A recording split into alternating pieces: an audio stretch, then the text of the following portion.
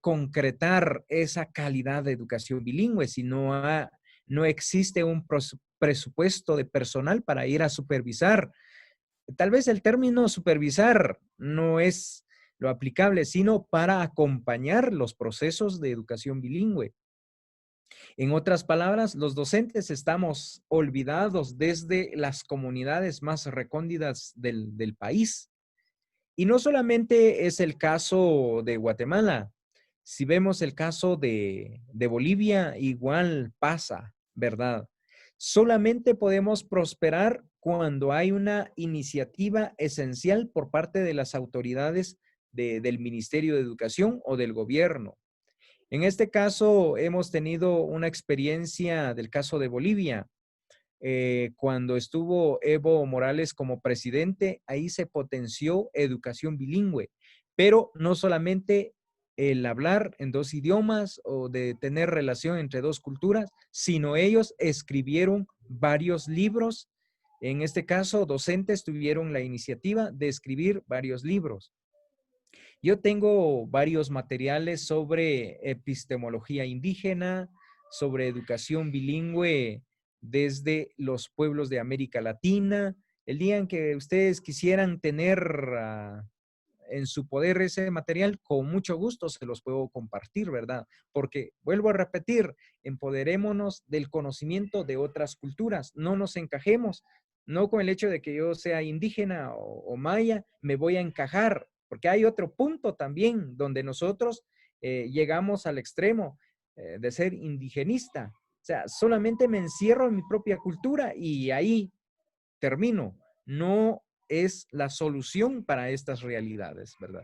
Es necesario que tengamos esa competencia de tener esa relación, sea de diálogo, sea de ciencia, sea de sabiduría, de conocimiento, ¿verdad? Esa es la realidad en que estamos viviendo aquí en Guatemala. Gracias, maestro, por su comentario. Es necesario reconocer, independientemente de qué religión tengamos ahora, lo decía el maestro Elmer, ahora existe lo que es la adaptación de otras nuevas culturas. Estamos viendo que si se casa alguien siendo de Sololá con alguien de Zumpango, supongamos, nace una nueva cultura. Y ahí también existen nuevas variantes en forma de hablar, también en la forma de vestirse. Y yo creo que este es lo típico que se ve en Guatemala, respetar esta interculturalidad que existe dentro de la sociedad guatemalteca. Correcto. Maestro, nos quedan 6 minutos. Maestro, ¿cuál sería la dificultad interna que tiene el Ministerio de Educación ahora? ¿Alguna dificultad interna? Correcto. Una buena pregunta y valdría la pena de establecer una técnica del DAFO o del FODA. Si aplicamos esa técnica del DAFO o FODA, podríamos identificar una de las dificultades, es el propio maestro, como una debilidad del propio Ministerio de Educación. Ahora, bien entonces los puntos externos serían el padre de familia que no quiere que se practique educación bilingüe en las escuelas, como también otras instituciones se oponen a educación bilingüe. Hay un caso muy típico.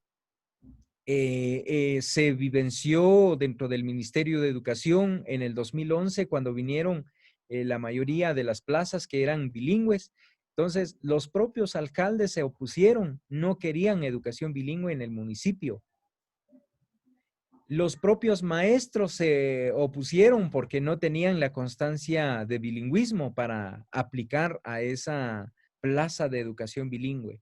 ¿Y qué hicieron? La misma mecánica que yo les estaba hablando anteriormente. Buscaron personas de la Academia de Lenguas Mayas o del mismo Ministerio de Educación para obtener la constancia. O sea que, miren, esas plazas quedan en manos de personas monolingües, ¿verdad? Es uno de los distractores que existen en el Ministerio de Educación para el avance de educación bilingüe intercultural en nuestro país.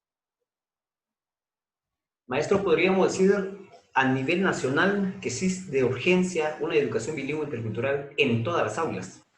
Estamos viendo que en varios centros educativos, universidades, actualmente muchos estudiantes llevan la carrera y les dan un curso o les dan áreas en donde tienen enfoque también a educación bilingüe intercultural. Hablemos del el curso de idioma quiché, obligatoriamente tendrían que llevar como área. Esto es uno de, podríamos llamarle uno de los elementos que sí es necesario implementar en el gremio magisterial. Es que la esencia y consistencia de educación bilingüe ahí está. El problema está de que no hemos practicado, ¿verdad? Por ejemplo, hoy en día las personas ladinas de la ciudad capital, ellos necesitan de interculturalidad o de educación bilingüe intercultural, ¿verdad? Para tener una conexión y para empoderarse del conocimiento de los pueblos indígenas. Al igual que nosotros los mal llamados del área rural o los marginados, necesitamos también de educación bilingüe. En este caso, tenemos que dominar perfectamente el idioma castellano, que es el segundo idioma de nosotros como indígenas, ¿verdad? Si bien se tenga la capacidad de manejar educación bilingüe en dos idiomas, tanto en el idioma indígena como en el castellano, así tendríamos que tener esa capacidad de dominar ciencias desde dos culturas o tres culturas. Qué mejor si vamos dominando ciencias desde diversas culturas, ¿verdad? He ahí entonces estaríamos reflejando una educación bilingüe de calidad en el aula. Maestro, gracias por su intervención.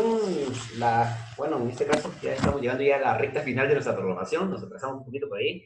Faltan 2 minutos y estaremos ya a las 8 de la noche. Ustedes están en sintonía de Radio Conexión Estéreo. Maestro, ya para terminar, tenemos aquí unas pequeñas preguntitas.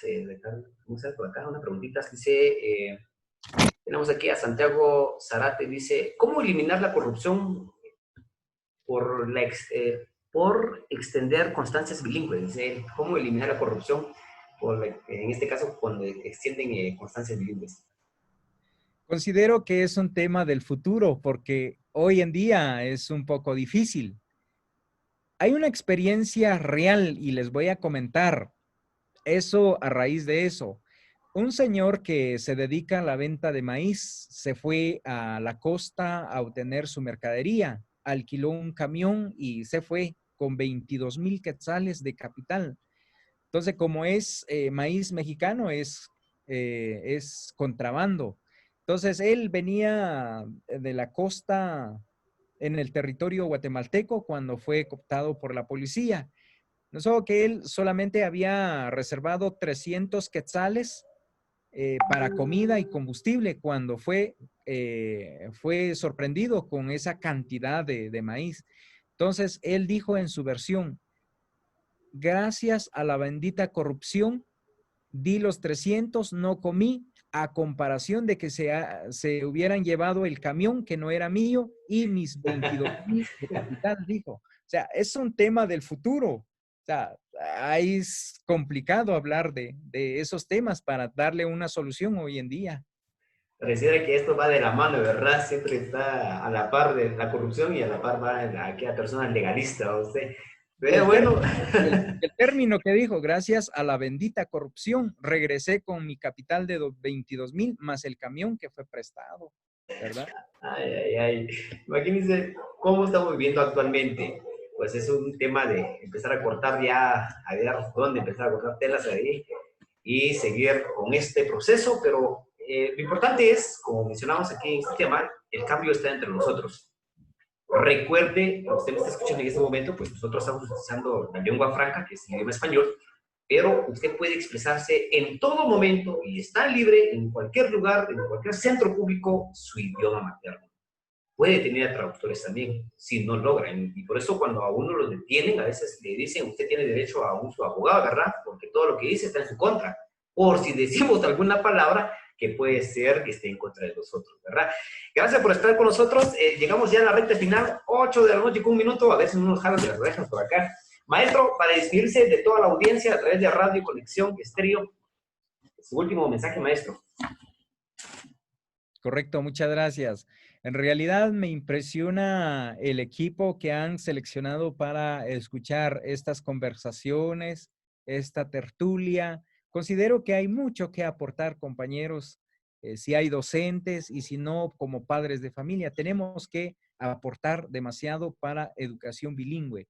Recordemos que no es suficiente con dominar 2 idiomas o tener relación con otra persona de otra cultura, sino también tenemos que tener esa capacidad, y vuelvo a repetir, de manejar las ciencias desde diversas culturas, ¿verdad? Como paradigmas emergentes, si pueden anotar algunos conceptos que valdría la pena investigar. Entren a Internet, a la red de Internet, para investigar los siguientes temas que nos pueden apoyar para profundizar el tema que estamos viviendo como poblaciones indígenas, tales como efecto mariposa. Lo que pasa en cierta comunidad, eso tiene un efecto en otras comunidades. Por ejemplo, el caso de educación bilingüe. Si alguien rechaza educación bilingüe en un lado, eso tiene efecto en otras áreas del país. Como también valdría la pena de investigar el término interdisciplinariedad. Repito, interdisciplinariedad.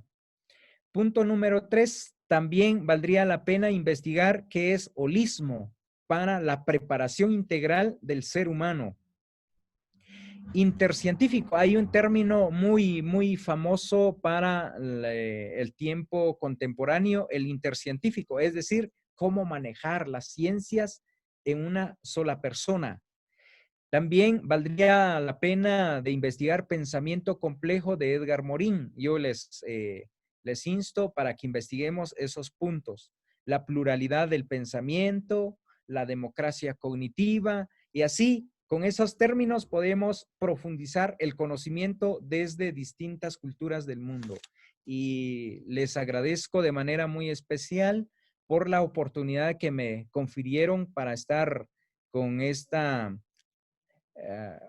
amable audiencia. En realidad no los conozco, de repente en algún momento nos hemos encontrado en alguna conferencia a nivel nacional.